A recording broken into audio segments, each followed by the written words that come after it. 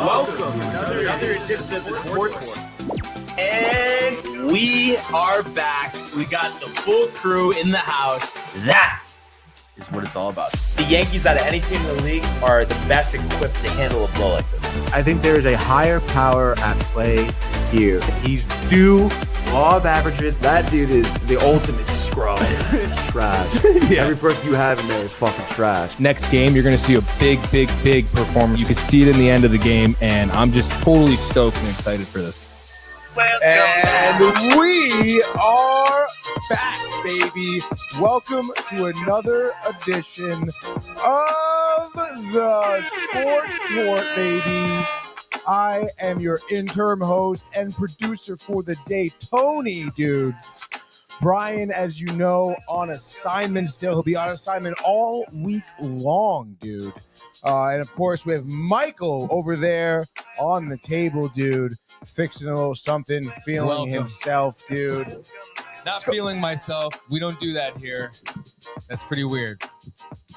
Everybody feels themselves every once in a while, dude. You were feeling yourself for the show. I saw you. You were touching, you were rubbing. You were feeling it, dude. It's okay to feel it. No, I was just checking the PS1, and then the show began. Everyone's feeling it here on this 2 for Tuesday, as I would say, as Brian would say, I would say, dude. Yeah, that's right. That's right. And it is a 2 for Tuesday. There's two of us. There's two shows today. And that's really it, dude. I guess we're really only focusing on two sports today as well. But we have some comments to get to. Phone lines are open, hot right now to talk about, everything actually is going on in the show. Obviously, Rangers to talk about today. We have some cards being ripped and opened and seen today. Mike McCarthy, no longer head coach. The head coaching thing is actually kind of heating up. Who kind of expected? Dallas, Jerry, whatever, I guess, set it up, not wanting McCarthy, but now they're kind of late in on the coach interviews. Carroll's been interviewed. I don't know who. But could be pretty crazy, dude. So obviously, if you want to talk about it, feel free to call in. Speaking of wanting to call in, Josh P says, yo, fam, what is up? Let's have a day. Hashtag TC, hashtag sports, hashtag DTV. I think he doesn't because it's like part of like his marketing ploy for himself, because then when he does call in, everyone's like, whoa, what a great call, because it doesn't happen at all. He only calls on, if he does call, it's only on Sundays. No. Yes. No, he's called into Binge Buddies before. Moana 2, he called in about that. I'm talking about the Sports Port. This is not Binge Buddies. I'm talking about just in general, okay? I'm talking about Sports Port. When's the last time he even called in the Sports Port, buddy? Last Sunday. The last Sunday we did. Sure about that? Yeah, ask him. I don't have to ask him. Brian Barnaby, speaking of never being here, says Darnold backup QB next year? Exclamation point. Brian is probably so hyped, dude, that Darnold didn't do well. Honestly. Yeah, but I feel like he'd be really happy. Be a backup. Actually, we don't know where he's going to go, to be honest, dude. Maybe a starter. Two games don't freaking tell the tale of the story. No, yeah. I mean, obviously, sacked but 9 times. I mean, clearly it's the offensive line's fault. No, I mean, we're going to get into it. I do disagree with that. Disagree all you want. I'm right. You're wrong. No. I mean, first of all, it's a matter of opinion, and then I also will be supplying more facts also to back up my opinion. You think you go watch some tape? You think you could do that? I mean, that's how you learn, actually, dude. So we both watched the game. I watched it live. Even we both watched each other. I watched it more. You know what? I love leaving you, dude. He also says, let's go Rangers. They are the new Baker run. I mean, yeah, I guess so. I mean, the Baker run didn't really end very well, but I mean, I don't know why that has to be crossed. I mean, they're just their own thing. It's not like the Baker thing, dude. It's the Rangers, Brian. Okay, dude. I know you're probably popped right now on the beach. Oh, yeah. Okay, dude. The buffet, the drinking, the lack of sleep. Matthew Gabriel says, let's go, dude. Come on, dude. Sammy D and the Vikes got slapped around, he said. Absolutely. Anthony Materiello here says, let's go Rangers. Let's go Upper Deck Pack reveals. Brian Barnaby says, McDavid incoming. Yeah, we actually have to look at to see what is the card to get here. They just say look out for the silver young Barnes. guns I did research, by the way, buddy. We probably have the lowest totem pole of card packs. We gotta invest in the cup packs. The cup, baby. They're going for $800 a pack. A box. A box. I mean, which is still ridiculous. But Barnes, you're pulling card jerseys with signatures, multiple, not just one. I'm talking multiple, baby. So crazy. Woohoo. That's maybe that's the 24-hour stream. Yeah, if we exceed the amount for the Xbox One or Xbox Series, whatever it is, whatever the fuck it is, Is that what we're going for? Xbox? Yeah, you have a PlayStation. We'll have to talk about it. Maybe Why would we want a PlayStation if you have one? Why don't we like raise money to get supplies for said PlayStation, like games and controllers? Controllers are expensive out there, man. I know, but we'll talk. We can talk about it. Yeah, we'll talk about it. It's in the meeting for next month, dude. Don't fucking worry about it. Brian will be there too. Kev Dude says, let's go. Do we want the smoke, dude? I can take it. I can take it, dude. I got to find that somewhere. It's right here. What? I just did it. I sound like him. Oh, yeah, you say it. I can take it. I can take it. I can take it. I can take it. I can take it. I can take it. I can take it. Does that hurt your voice? A little bit. It sounds pretty spot on, honestly. Thank you. Like if someone had, like if Josh B like had his eyes closed, he probably could tell the difference. Kev just can't tell the difference. Tommy Donovan says, "Hey, Rangers 3 dubs in a row? ? Obviously, big game tonight. Hope so. Late game, Colorado game too. So it's gonna be while we're watching on Binge Buddies and stuff. Okay. No, it's gonna be great. Hopefully, streaming fucking works, dude. My mother also says, "Hey fellas, Hey, Kev Josh only calls in when there's White Claws in his system. and then he corrected his LOL, LOL dude. with a ha. Well, Oh, his. no, his, Sorry. yeah, because he says in his system. Oh. I mean, the classic Kev keyboard kerfuffle. But nice little call out there by Kev Josh B. Sometimes people glorify Josh B too much. Sometimes someone's got to come along and stick his face in his shit. Like a dog. Dude, last night when I was, before I went to bed, I got like caught in this wormhole of dog whisperer reels. You ever watch that show with that guy Caesar? Oh yeah. Oh my dude, it's fucking hilarious Yeah. the way he has to like talk to people about their dog. Yeah. That just got me thinking of, like when your dog you fucking stick his face in his shit. No. Yeah. You like Crazy, that. dude. Do I like reprimanding people? Yeah. Dogs. I think no. Honestly, I think that like what's his name, Caesar Milan? What Caesar Milan like does for dogs, I think like I may start doing to people around here who like you can't do that. Put their face. Just in fucking yeah, dude, and Wait like, for them to hold take a them poop? down until they fucking relax. Okay, dude, because people be doing dumbass shit around here and get away with it. I don't mean like around here. I mean like just around Bridgeport. not locally, but globally. But we had a great episode here for you guys today. So I mean, let's just go right to it here. Let's go jump into the world of the NFL. He wants Jefferson, climbs the ladder. Oh my goodness! Justin Jefferson, the catch of his life. I can take it. Intercepted. Picked off at a pick six. Minka Fitzpatrick, an absolute ball hawk. Niners twist up front and get to Tagovailoa. Bosa again. Mahomes escaping on the move, stops, spins, flips it forward for the touchdown. Stop it. Aaron Jones. Oh, what a tackle! Quincy Williams with a pile driver. And just like that, another The run. ended for a team last night. We kind of already alluded to it, and I'm sure you guys have heard about it. Vikings 9, Rams 27 last night. An absolute like just clapping by the Rams, and I mean not for nothing. In my opinion, another wild card game that's just like that wasn't good, which is unfortunate, obviously, and even more unfortunate, I'm sure, if you're a fan of the Minnesota Vikings, especially with the season that they've had, to think that you go on to have a 14-3 season, almost winning arguably one of the hardest divisions around, and then also almost beating one arguably the best teams in the league. You lose to an LA team that was struggling all year, injuries. What are we doing? Tough start to this season. And they even weren't in LA. I mean, you were in Arizona, even though, I mean, again, you can say what, obviously a lot of Rams fans there, whatever, but, obviously not exactly the most comfortable situation for the Rams too, but they come out there, they look comfortable. Stafford is just absolutely dialed in. McVay lays down a plan that literally seemed to go exactly how he needed to go. And the Vikings lose this one, dude. And I honestly, I know yesterday that was my prediction, because all the signs really did point to that. I mentioned the game that Donald had against the Lions, not great. And then, of course, just the back end half of the season that the Rams had, having everyone healthy. And we've not for nothing, we've seen the Rams do this before. Last season specifically, I think they were, I don't know, 4-6 or 3-7 or something. And then they just turn it on, make a wild card, playoffs, obviously lose to the Lions last postseason. But again, a team that has proven themselves. Obviously, they have the experience. They're Super Bowl.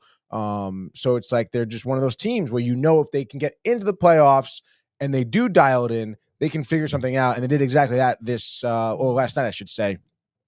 And in my opinion, dude, I mean, we can, we'll go through some of the scoring recap, dude. And in my opinion, like I said, I mean, it just seemed like LA was just in complete control immediately. And I mean, first play, 7 plays, 70 yards, 4.5 minutes, ending in a touchdown here to, I believe, to Kyren Williams, right? Yeah, exactly. It was that short pass, middle. And again, I mean, it was it right away. I mean, first play of the game, dude, Matt Stafford, deep pass to Nakua, 27-yard pass. And I said that yesterday. It was going to be the Puka Nakua show. And he actually, again, we can get into it more so, but obviously everyone kind of played a big role. Which the Tanner Higbee, tight end, played a huge role. He actually ended up leaving the game with a chest injury, kind of crazy, but nonetheless, you had all these targets downfield for the Rams. And I mean, not for nothing. I mean, I understand you only scored 9 points, and we'll get to that. But this first play, it's like you're just letting the Rams just start the game off right, which is it's not what you want to do. I mean, that the Rams can score. The weapons they have on offense. What Stafford is capable of. Like their defensive package. I mean, yeah, I guess you could say that you kind of stopped, yards being gained after the reception, maybe, if I was looking at that game. But regardless, I mean, it just seems like you were giving the receivers so much room. I understand it's hard guys to defend, and Nakua and Kupp and whatnot. But still, you got to figure out a way, dude. And then obviously, tip your hat to Stafford, even that touchdown pass. I mean, he's under pressure. He's rolling out of the pocket, something that Darnold just forgot to do this game. And he ends up finding, Kyren Williams up the middle of the field. Again, when you're a quarterback, you start to roll out of the pocket. Defense shifts with you. All of a sudden, a pass across the field's wide open. That's what you saw there. They're up 7-0. And then, I mean, next drive comes out. Vikings 3-and-out. They don't gain a yard. And I mean, it's tough, dude, because obviously, they try to run. They run with Jones. It's not really working. Next play, Sam Darnold sacked for a loss of 10. And then from there, it's just like that was really the theme for their entire game. I mean, it just seemed like whenever they would take one step forward, it was like 2 steps back, and they're digging themselves out of a hole. I mean, what are you going to do when it's, second or third and 21? Obviously that's going to be a really hard thing to come back from. But, first series there ends in a punt, and then here comes LA. I guess they play some good defense, but they end up, settling for a field goal. So it's 10-0, just like that. And then after that, Vikings answer with a field goal, but again, it's the same deal. I want to say, right, I mean, 1st and 10, Jones with the middle, gain of 3 yards, short pass to Jones again for 6 yards, looking pretty good. They get the first down, but then it's like a 1st and 10, Darnold gets sacked, 2nd and 17, you can't come back from that. They end up settling for the field goal. Whatever, dude. I mean, I guess it's something good, 10-3, but at this point, I don't know. It kind of starts to feel like that. I know it's only 10-3 and it's early in the game, but I mean, the Vikings just come out so flat. Offensive line, yes, Michael didn't do any justice, but not for nothing. If you were getting some of these plays, Darnold is not. He just looks like a deer in headlights. He just looks like he's nervous. He's not rolling out of the pocket. He's holding the ball. I mean, yes, he's getting sacked, but he's holding the ball for 6 to 7 seconds, and then he's getting sacked. And it's like, not for nothing. I mean, the Rams are rushing. Like, your offensive line is going to hold them off forever, dude. So I don't know. I mean, I think Sam was really having a tough time there. And then after that drive, come back on the field, throws a pick. And that was just, at that point, you saw Darnold's eyes, dude. Talk about a deer in headlights. He was bright-eyed, looking perplexed. And honestly, we've seen like the Chargers game with Herbert. You know, you saw some interceptions that were through the hands of the receivers or whatnot. This one, I think, was a slant, like a short slant to the sideline to maybe Jefferson or Addison. And it was just, I mean, Durant just jumped on it and absolutely picked it. And it just looked like Darnold didn't see him. But after that pick, I think actually ends up, or I should say Minnesota forces a punt. But the next series, Darnold, strip sack, touchdown, fumble. I mean, that's not good. I mean, at that point, 17-3, your offense had gotten nothing going. Minnesota's defense is at this point getting points. And I mean, listen, again, it's just like that play, and I can pull it up, but I mean, it's just like the pocket collapses almost immediately, which is like, yes, like that's not good for your offensive line, but as a quarterback, you have to recognize that and get the hell out of there. Okay. He steps to the left and stands there with the ball, and then is like almost surprised when someone hits him when there's no offensive line. He's out of the pocket and he's just standing there looking downfield. And it's like, a few things have to happen there. It's like, obviously, a few things have to go wrong there. One, your offensive line fails you. Two, there's no one open downfield for you to get the ball out quick enough to. But then also, it's like Darnold throw it away. That was, I think that was a third down. Yeah, but still, it's like live to die another day. Instead, fumble, touchdown, 17-3. Not good. And then, oh my God. And then this, which is probably honestly a bad call, honestly. This is towards the end of the first half here. There's maybe a minute and a half left to go. Sean takes a sack for a loss of 11 yards on a fourth down, a 4th and 2. He takes a sack. Not good, dude. And it's like, again, like, yes, offensive line, fail you, but either get rid of it or fucking figure it out. Okay. It's a 4th and 2. Just run the ball. Even though obviously Jones at this point was ineffective, that's also probably what I would imagine killed Darnold.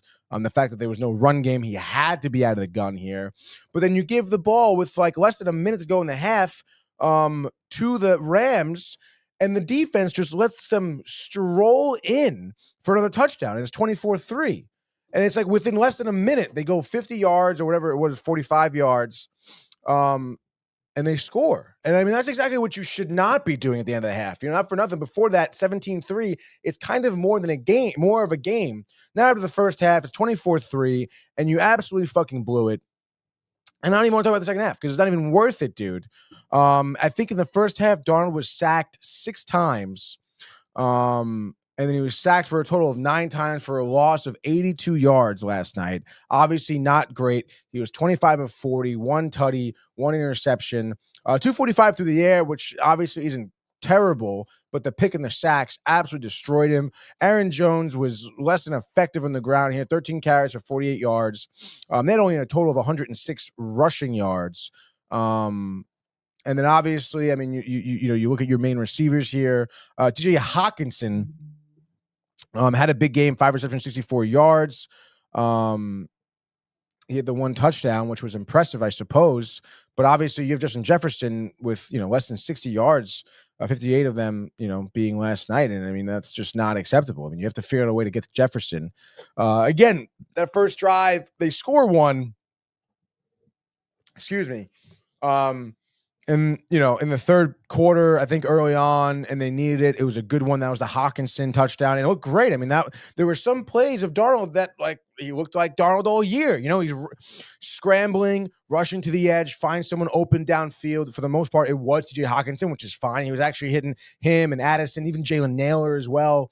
But he just could never get a good series together, let alone back-to-back series with good offensive pressure downfield. People were open. No, it was few and far between.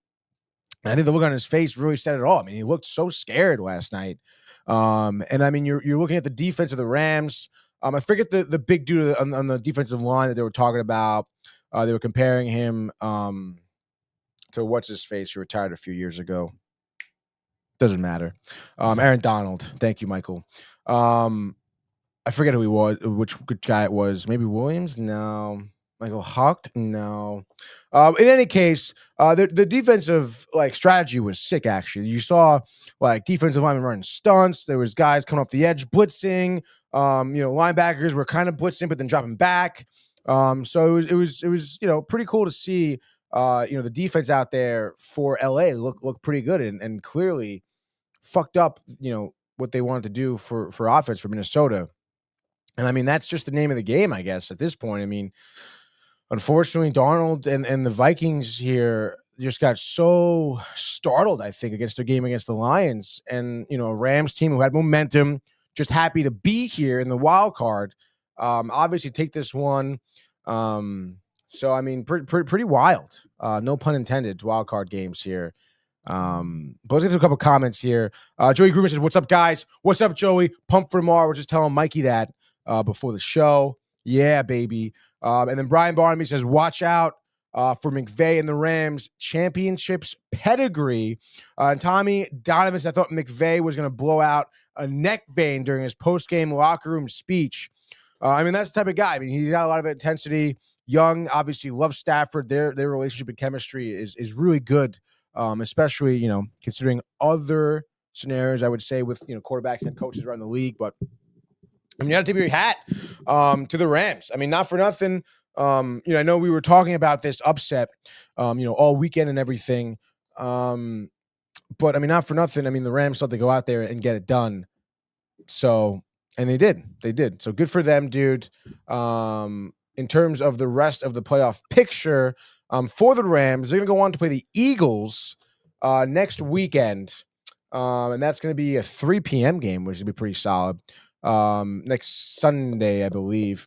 But I mean, I would say maybe a little bit of an early prediction. I would say Eagles have that one in the bag, to be honest. I think Rams got lucky in terms of their matchup against the Vikings. I'm not saying getting lucky. I mean, they did their job exactly, but the matchup was just right timing for both of those teams in favor of the Rams. Eagles is a different story here. I mean, Eagles just absolutely pummeled the Packers.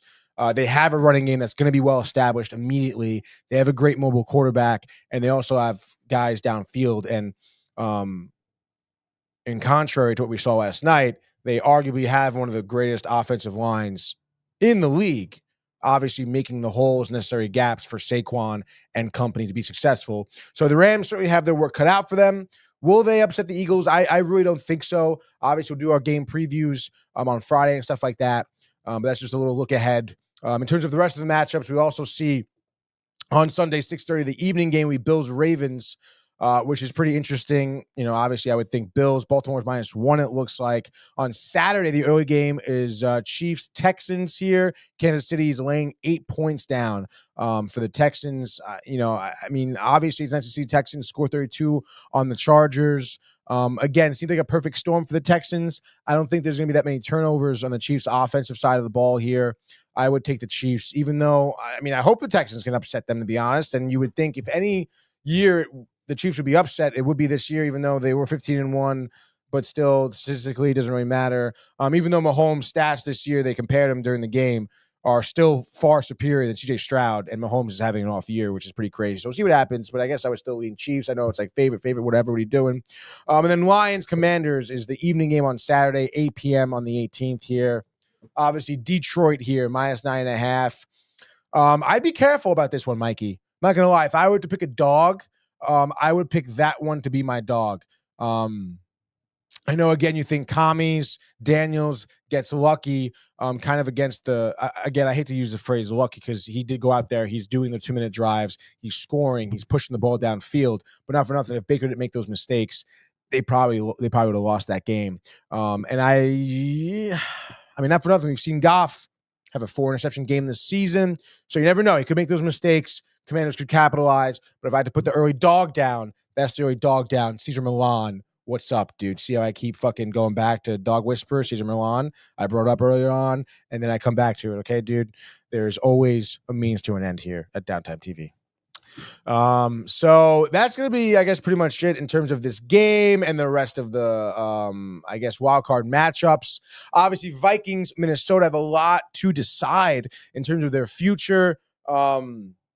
With Darnold specifically, they got McCarthy waiting in the wings. There's a few options here that we've talked about, previously on the show. I think we did kind of come to the conclusion that they would, I guess, tag him and trade him, I suppose, of Darnold. You can tag him with the intent to trade. You can tag him with the intent to keep him, or you could just let him go. And I guess, Michael, what do you think? Do you think like Darnold could be a long-term asset for the Vikings?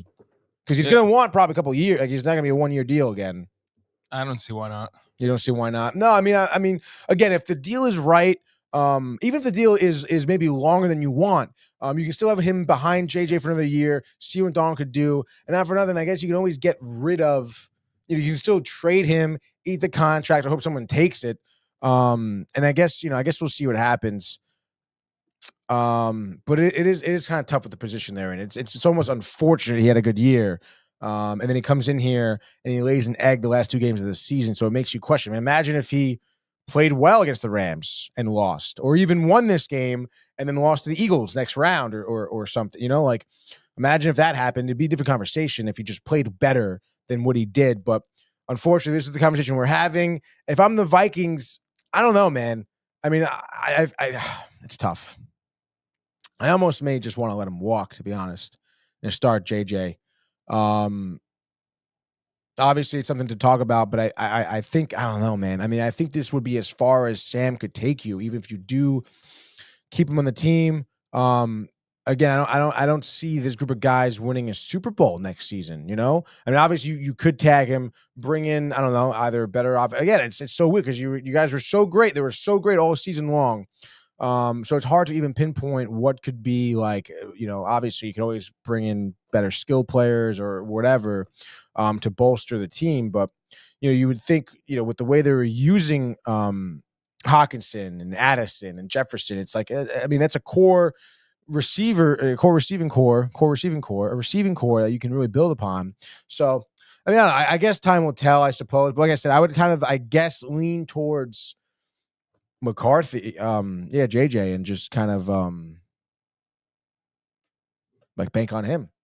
Youthful talent, drafted him, figure it out. Brian Barnaby, a few words here. A tight dog, he says. Eagles going down, which I think for me is hard to believe. Mr. McCarthy is starting. Already been decided Darnold to the Raiders? Is that facts? No, I don't know. Sounds good. Sam Darnold coming up short, Rams implications, cryptic post after Sam Darnold struggles in playoffs. O'Connell sticks up for Darnold, cites body of work. Brian loves the body of work. I don't know. I don't see. I think Brian's just speculating, dude, which is fine. I mean, Brian can speculate. I mean, to the Raiders. Oh, he says a suggestion. This is a suggestion. I mean, listen, I can see that. I think that the Vikings should walk away with in this Darnold situation. It's tough. It stinks, you hear about Darnold with the PTSD, talks about it with the Jets. It looked like he got back to that situation last night. I mean, I don't know. It just didn't look good at all. We'll see what happens, and it should be pretty interesting, I think, coming up for a lot of different teams, especially with the head coaching position here, because we do know that, and we'll get to it, Mike McCarthy out of Dallas. And for me personally, pretty surprising. But I guess, we talked about it. If it were to happen, it'd be like a last minute thing. Jerry Jones, the spotlight, whatever. I think even, again, the pool's been open for, I think, 4 days of being able to, look at some head coaches and interview him. And Jerry Jones, waited those 4 days. Seemed like McCarthy would be all good, but then all of a sudden now he's out. So where's he going to go? I think people were saying Chicago, I think, would be a favorite for him to go to, which would make sense, I suppose. Not for nothing. I mean, you want to talk about body of work with McCarthy, pretty decent. We've seen him have success with Green Bay, obviously having a tough job towards the end of his tenure there. The quarterback, Rodgers, was it McCarthy? I don't know. And then he's, on Dallas, regular season success with Dallas. Dak injured. Obviously the weird moves, them getting rid of Amari Cooper I thought was really stupid. Zeke being washed up, dealing with that. Tony Pollard, they move him. That's a weird move too. Obviously being over the umbrella of Jerry Jones, that's kind of a crazy move. Tough role to have, honestly, as a head coach, I would say, is for the Dallas Cowboys. And it's like what the hell are we doing here? Sort of deal, I suppose. I don't know how much of the blame for the I guess lack of success there in Dallas, but not for nothing. One season ago with a healthy Dak, you had the best home record in the league. This year, absolutely gots, as they would say. But then again, I just think you're, I mean, how many times are you going to rely on like one receiver, or the same two guys, dude? And then, of course, obviously the quarterback doesn't really matter at this point. But I think maybe it's just better for McCarthy to find a new spot. And I think, honestly, going to Chicago would be good for him. You would imagine that what's-his-face is going to be there, Caleb Williams, for quite some time. Needs someone to help him develop. Obviously, know about the guy that was there. Wasn't really helping at all. Bad clock management. Definitely not good for, to help mature a young quarterback. But I think McCarthy could do that. We've seen him tool up some quarterbacks. And again, kind of weird. Brian and I have talked about it before. Seemed like some of the locker room didn't like McCarthy. Then all of a sudden you have, Micah Parsons coming out here being like, yo, no, we like him, stand by him, whatever. And not for nothing, I don't know. It seems like he's somewhat of a stand-up guy. You see him laughing on the sideline. And like I said, dealing with the Cowboys organization as a head coach. I mean, imagine Michael being a head coach and the owner of the team goes on like a show like once a week, He's someone who's down on the field on the sideline with you, who's very outspoken to the media. That's got to be really tough, dude. Especially, I would think that, like these media outlets are going over my head, the head coach, to talk to Jerry Jones about what he thinks. It's like, hey, man, like I'm the one who's making all these decisions, day in and day out. Like I'm the head coach here. So it should be interesting to see where he goes. I hope he does go to Chicago. And then I guess reports are saying that Kellen Moore is a favorite to go to, or a favorite for Dallas to get, I should say. He's the Eagles offensive coordinator. And it was the OC of Dallas at some point. I think actually maybe even with McCarthy. I think after they canned Jason Garrett, I think he was still around. I don't really know. I think Brian would probably know more if he were here, but he's not here. Okay, he's fucking kicking it back on the beach, right? I'm here. No, I'm sort of here. am I not here? But I'm here, right? No, you're definitely here. You're doing a great Definitely job. here. I feel here. I feel here. But in any case, that's just some food for thought there. The head coaching pool is actually kind of heating up. I think we got obviously 6 teams now that are having obviously significant interviews here. Of the I guess 6 teams in terms of the pool, we have Cliff Kingsbury is being interviewed. He's the Washington OC. Jason Witten is also someone who's talked about for Dallas. Remember Jason Witten, Michael? Yeah, tight end. Tight end for Dallas. I think Jerry is maybe hoping that Dan Campbell can strike twice in the league, because obviously someone who's never coached before, really, but I guess has played with Dak, so I guess that's kind of cool if they do that. And obviously was tight end, Dan Campbell, whatever. Pete Carroll's out there. He was just interviewed, I think, by Chicago too. I think it doesn't really matter. Pete Carroll, obviously, I mean, his resume speaks for himself. I think he would be a good coach to have for any organization. Lane Kiffin is out there as well. He's head coach of Ole Miss. I don't know. I think he had a couple brief stints in the NFL with the Raiders, I think, in Atlanta. I don't remember. But it wasn't really good. So F that guy, I think. Doug Peterson, he's out there interviewing, but obviously we know what happened with Jacksonville, the bar, dancing with the girl, cheating on your wife. And then apparently who just interviewed and could be a favorite for the Jets, as reported by someone from ESPN.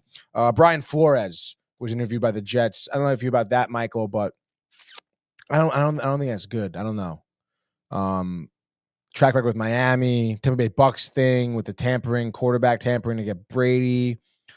I know. I don't know. It just smells a little iffy there. And also he's a defensive coach, so I don't know.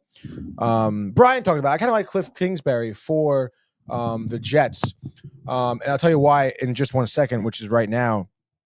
He's head coach of Texas Tech. He coached Mayfield at some point. He coached Johnny Manziel at some point. He coached Patty Mahomes at some point. So, I think he's coached a lot of personalities. And not for nothing, if Rodgers is still around as a quarterback, I think he would be a good coach to kind of somewhat keep him in line. Excuse me. He's also an offensive guy. So, I think that's good there. But I guess time will tell. Obviously, OC, it's up to him what he wants to do. Kingsbury, where did Kingsbury coach? Was he coach at Atlanta? I think he coached Atlanta. And I think they're still paying his contract or something like that. So I think that's why people are saying he could be kind of just waiting it out as the OC for Washington a couple of years, wait for the right job. He may not want to go to the Jets, and he has that salary to be able to sit here at OC and be like, yo, I don't fucking care. I I'm not going to be head coach anywhere. Cardinals and Commanders. Cardinals. Cardinals. Not the Falcons. The Cardinals, I think, are still paying him a little bit, which is pretty interesting. But in any case, dude, that's basically some food for thought, I suppose, for your head coaching pool. And obviously, let us know what you think. If you want to call in and talk about it, feel free to do so. And then, I guess that's really it for football, dude. Not much has really gone on else around the league. Obviously, wild card games dwindling down. And in my opinion, I mentioned it. I kind of alluded to it. The fact that the wild card games, some of these playoff games so far, have not been great to watch. Last night's game included, even though it was kind of a surprise to see the significant deficit point differential.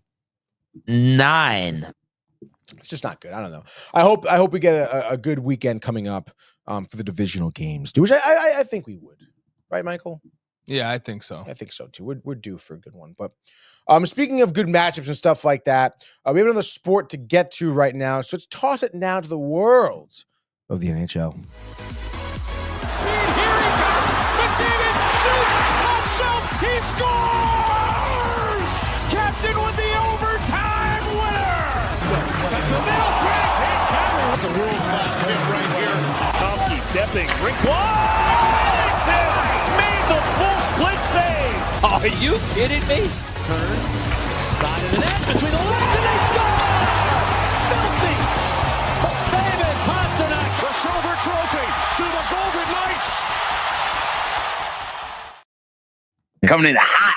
Coming in hot right now, ladies and gentlemen, is the NHL, dude.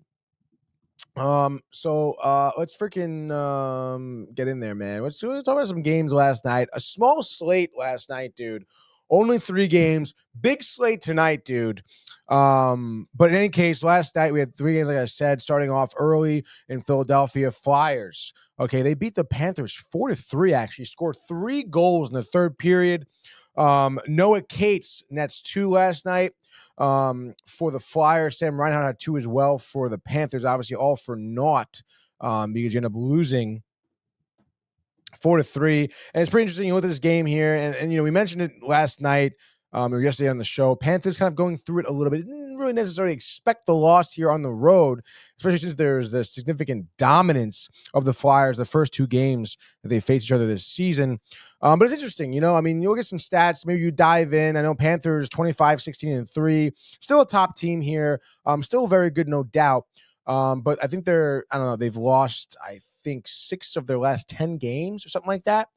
And a lot of it is, against some good teams, against some bad teams here, like the Flyers, a team lesser than them, no doubt.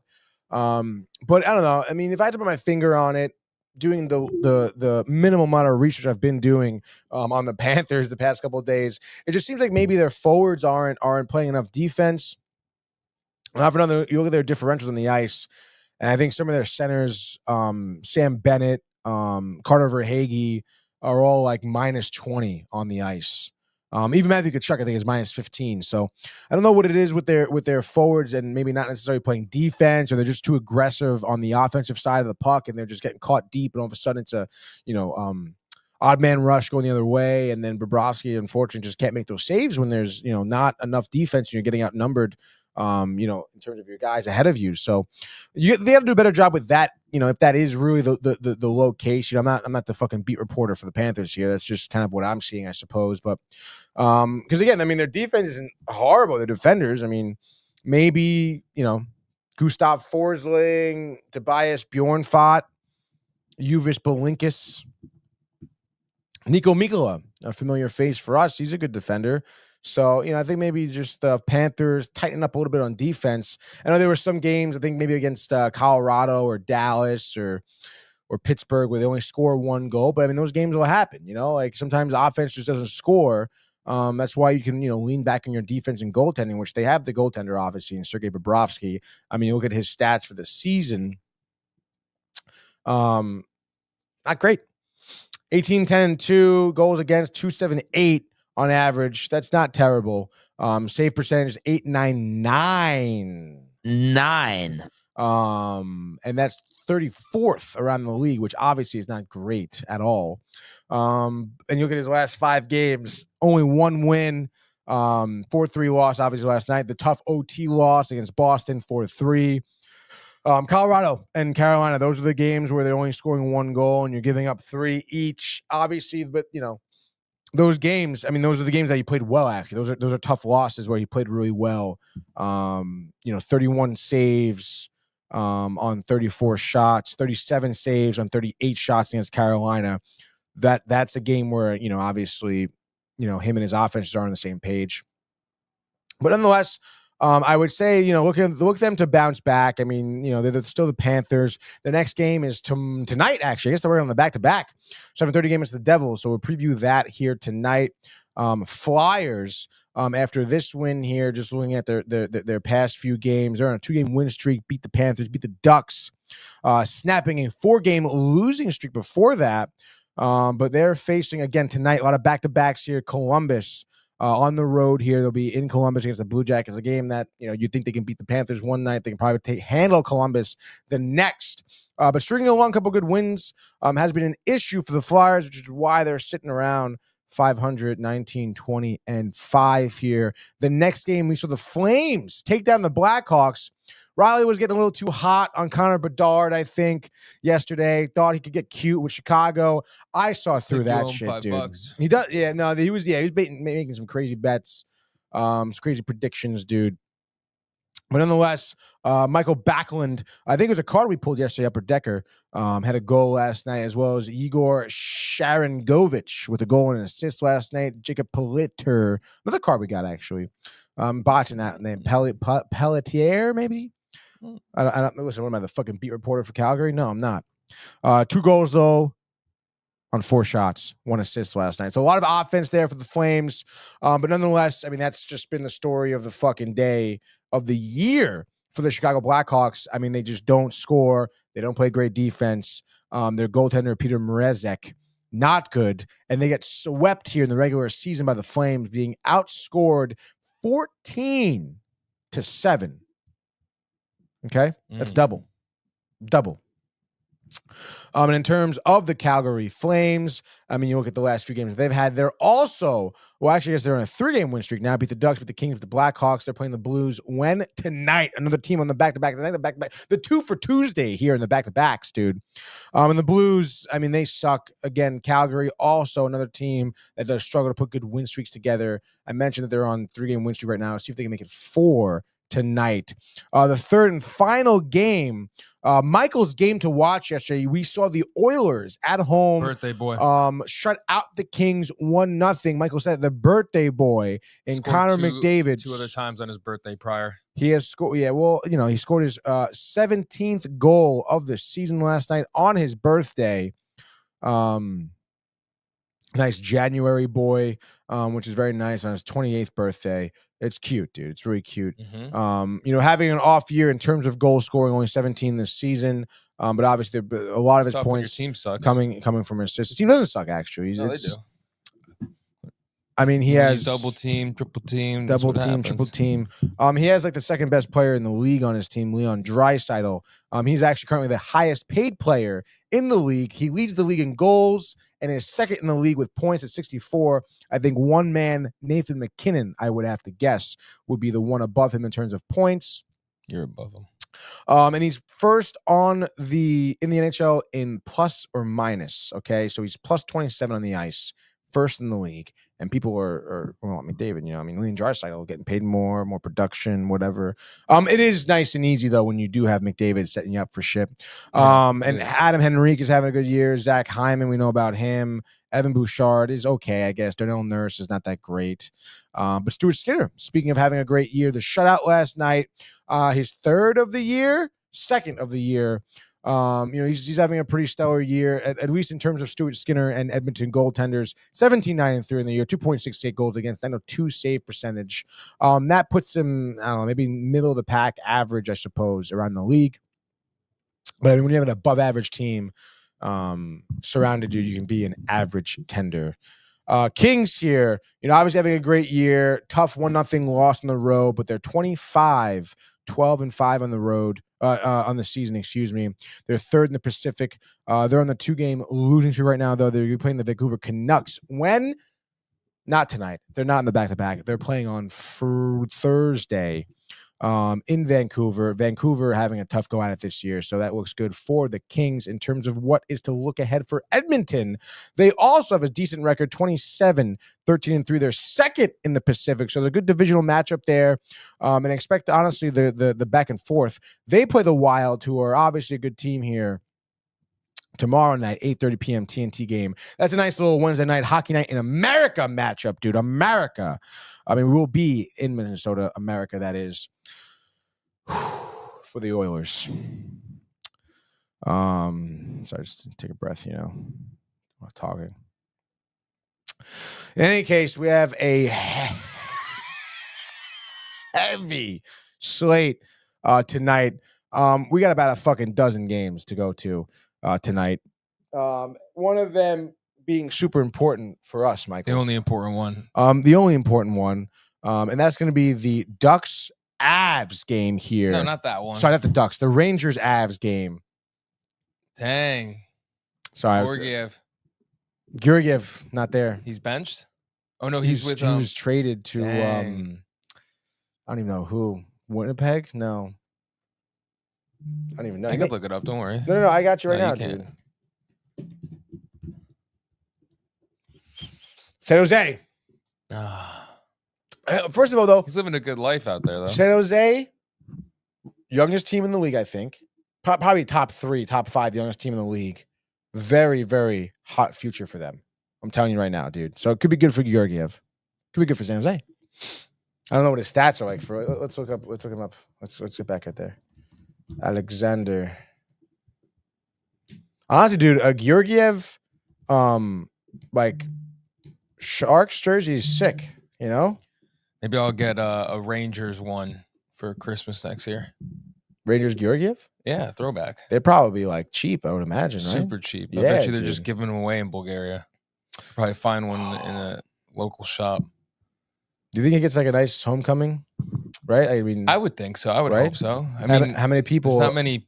Like professional athletes. Not even. No, there are a lot of professional athletes. First of all, No, but like in like top like the major sports though. football, Really? like soccer. Oh, that's not a major sport in America though. That's not like Do you know one. how much more globally soccer is than anything else? Yeah, but do you know how much better America is like than globally? Okay, I I mean, obviously, like MLS, yeah, like that's like we talked about, like the retirement home for the great players. But like basketball, like NBA, MLB, NFL. yeah, no, it's slim pickings. He's probably maybe besides tennis. There's that Bulgarian player. I forgot his name, but clearly not important. But Georgiev so far with San Jose, 7 starts here. He's 1-6 in those 7 starts. 886 save percentaging, 3.65 goals against. They're obviously not great defense in front of him at all by any means. But not looking good for Alexander Is here. he starting over there? I mean, I probably not. I would imagine there's a little bit of a timeshare with San Jose. I honestly couldn't even tell you who their other tender is, to be honest. So what are you talking about here? Well, he only has 7 starts, and he was traded a while ago. Goalie stats.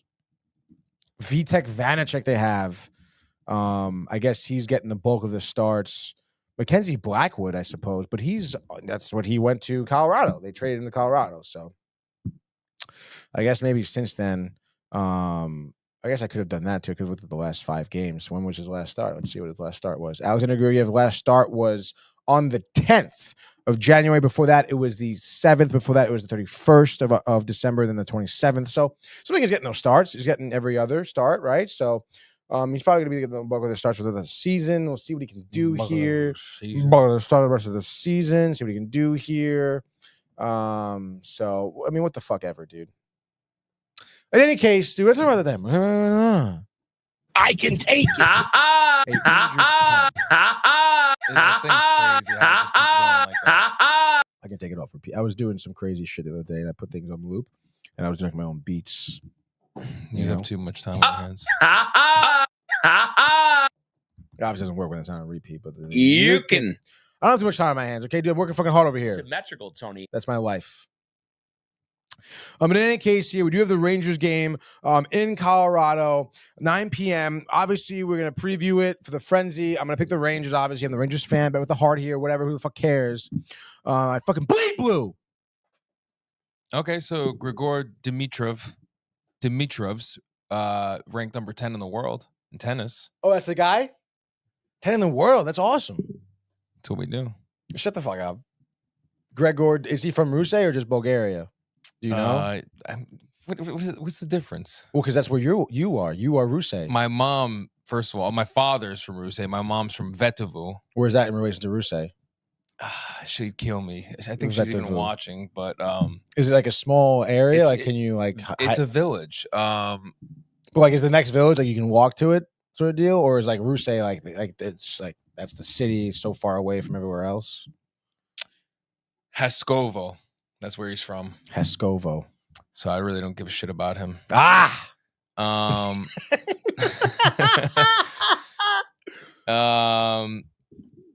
Yeah. That's all right. You see, there's a couple other tennis players. Maybe there's some young ones up and coming, dude. Come on, what the fuck is that, dude? Don't look at me like that. Just gonna say young ones. I'm getting distracted from V for Vendetta. Not a movie you want to watch early in the morning. Oh man, the horror. In any case, we'll wait on the update there for Michael and we'll Dessa Silva, Magdanova. She's a Bulgarian tennis player. Dessa Silva. Yeah, you like that? That's a crazy name. You like that? Yeah, Dessa Silva. Dessa Silva and Michael. Desislava. Why do they have to have such intense names? My Slava. Too much, but she's she's career high singles ranking. Damn, she hasn't. I don't even know if she's still playing. Oh no, not gonna make it. Didn't make it.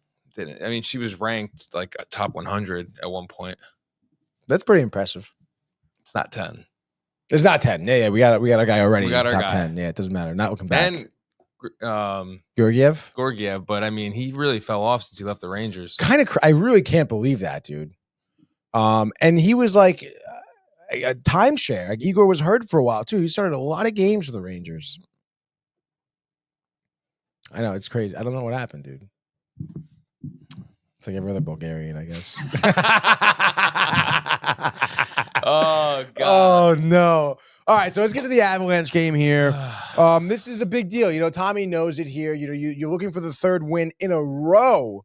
For the first time since God knows how long. Last year, probably. Like last season, I should say. No, honestly. No, actually, probably from the start of the season. Pain in my head. I could look it up, actually. Hold on, let me tell you. I'll probably find it first. You probably can't. Really, you want to bet? Oh, I said they won 3 in a row. They won 3 in a row, November 14th, 17th, and 19th. They beat San Jose, Seattle, Vancouver. Yeah, Grok got it. I said it first. You already had it up, though. No. I literally just went to ESPN, looked up the schedule. You didn't. You weren't typing. No, because I just did. I literally just duplicate. I did it. And then I went, and then you know what, dude? I am better than AI. You went to fucking Grok. I say he is cock. I knew you were gonna do that. I knew you were gonna do that. Let's I'm always thinking about it's cock. a guy or a girl. What? What if he doesn't think it either? I'm a gender neutral AI. What if he knows? Like I'm an AI. I'm Grok, created by XAI. I don't have a gender. I mean, you don't. You're a fucking AI, dude. You're not human. Sonny's a male. Who? Sonny. Who's Sonny? From iRobot. Yeah, but Sonny is the guy that was made to break the laws. Okay, dude, that's different. Grok isn't breaking the 3 laws. Google is. Google is? Mm-hmm. What do you mean? What do they have? They have a quantum AI that's. Does he think he's a man? Like the movies. Like the movies? Red eye, evil. Oh, really? Supercomputer, quantum computing. Does it think it's a human man? It thinks woman? it's better. For sure. I think I'm better. I would love to see you versus an AI in a duel to the death. Jeopardy. No, Jeopardy. Instead of Ken Jennings, it's Anthony Materiello. No, I want to see. First of all, no, we'd have like separate arenas. First, you can start off with the mind stuff. Yeah, sure, smarts, and then battle Coliseum. You versus an AI. Like physically? Yeah. But they're like a machine. Like, what do they do? What do you mean? You could beat it up. Yeah, how does he beat me up though? Is it like a Terminator? I mean, technically. What the fuck is that? Do I get weapons then? Yeah, of course. Oh, all right. Yeah, like you could, there'd be weapons conducive to destroying. Oh, okay. So let's fucking go. We'll do it in the boathouse. Sharon would set it up. Yeah. Shout out Sharon, by the way. Took us to this.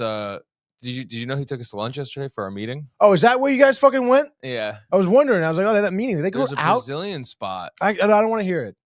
I don't. Very nice. First of all, we walk in, and he goes straight to this It's a buffet, Brazilian freshly made food right there. Where is it? The steaks being made. Where is it? Somewhere in Bridgeport. Really? Yeah, shocking. They probably use cat and rat and pigeon They're for the Brazilians. meat. No, Doesn't matter. It's Bridgeport. They're Brazilians. What does that mean? my mom would agree with you probably. I've been to Brazilian steakhouses before. It's amazing. Do they come around with the big thing of meat? No, it's there. Oh, it's just like you get up and get it yourself. It's a whole. Oh, okay. No, you don't get the meat yourself. They grab the meat for you and cut it for you and everything. Yeah, but it's like going to a carving station. You have to get up and go get it. Yes. They don't come around and carve it on your plate. Yeah, no. Okay. Oh, you think you're better? Do they think I'm Place better? you went to is better? No, obviously, you guys are better. I was over here slaving while you guys were at lunch. You had to go by the time we get back. What? By the time we got back, you had to leave. So there's no. You were way- already gone. You couldn't make. You were it, though. gone. You would not be able to make it. Actually, when We you took texted one me car. that I didn't eat, I just got the Sacred Heart, so I probably would have. I would have. No, you I said would you have had no went. time. Exactly. I had no time to eat. But when you texted me that, I just got the Sacred Heart. Okay, so I would have made it. I would have made it work. Yes. No. Yes. No, But it wasn't even asked. It wasn't even a thought. I was an afterthought. I get it. you're never an afterthought. I'm We not thought exactly. ahead I'm of no time thought. and thought you couldn't make it, so let's not pinch him for time. He needs to get his playbook ready for the students. He's making promos. That's my decision, not yours. Oh, that's funny. Can I talk about the fucking game now? Yeah, come on. I'm ready for it. 9 p.m. I'm really pumped, baby. Is this 9 p.m. Eastern or Get the fuck out. It's Eastern time. Okay, just making sure. Tommy here with some insight. Alex Georgiev was part of a great lineup, a line of backup net minders for Hank, including Cam Talbot, Antti Ranta, goalie coach Benoit Allaire might have played a huge part. Oh, absolutely, dude.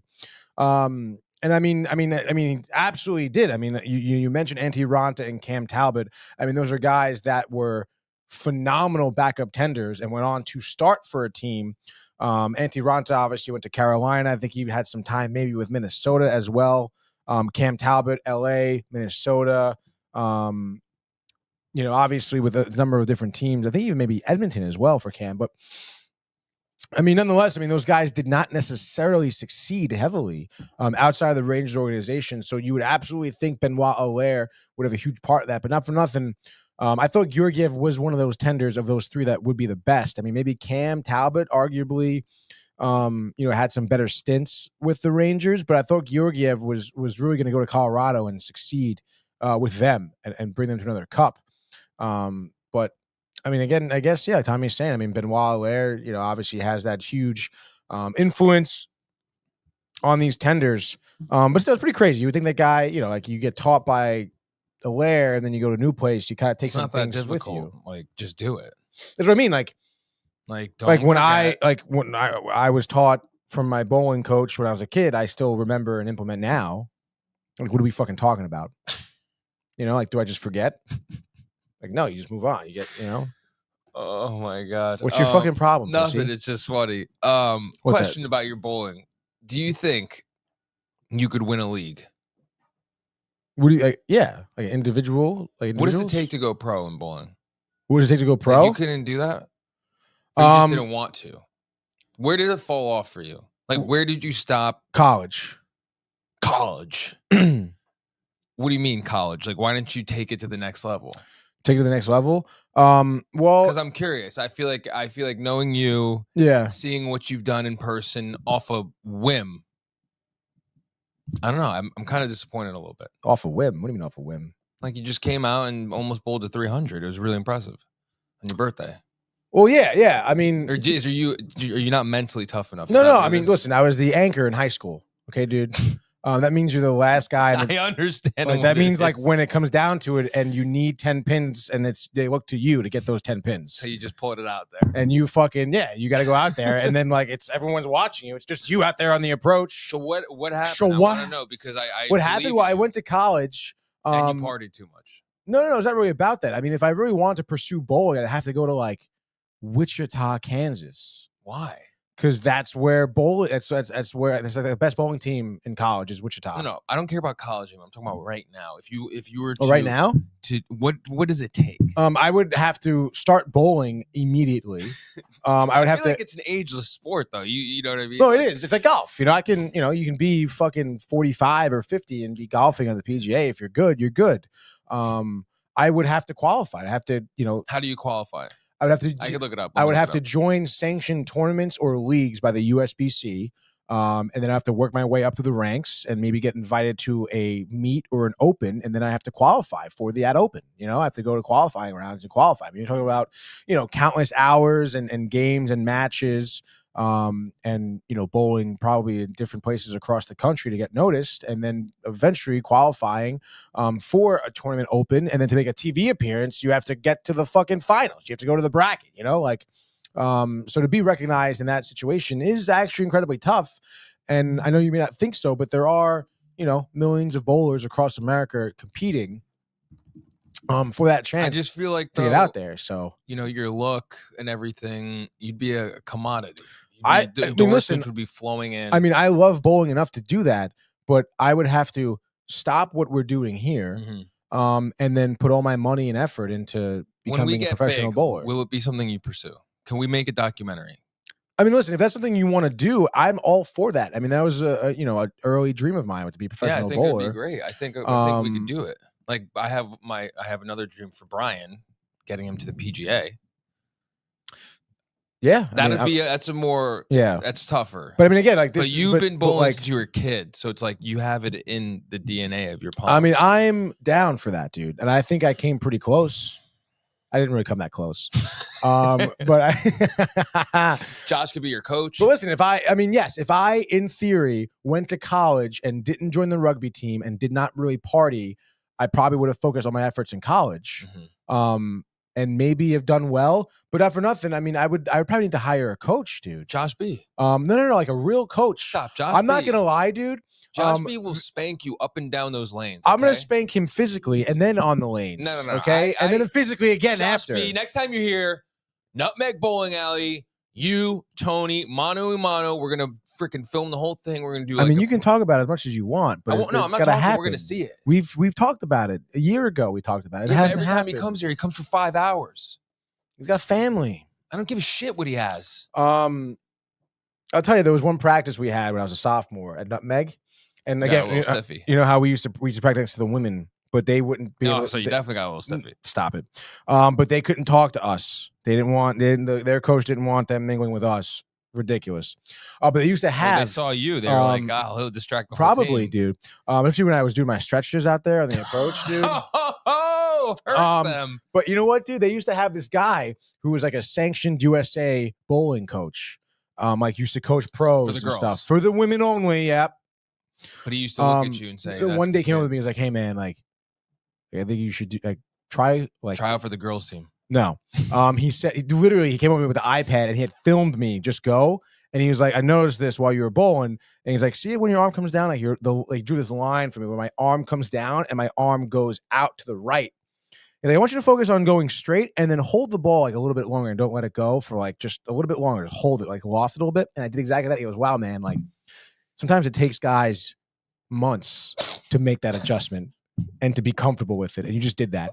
And I was like, you're fucking right, Eric. And that was the last time I saw him because I was coach of women. That's honestly, I have a similar story, but I'll get onto off air. But it really reminds me of it, where it's like another coach that believes in you, that it has nothing to do with you, and then you never see them again.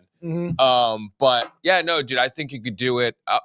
I really do. I mean, people don't know. I mean, his birthday, he just. The lanes were not greased properly and all that stuff, and he did I don't know what's called oil. And he was one frame Like he missed one turn. He was more to the right.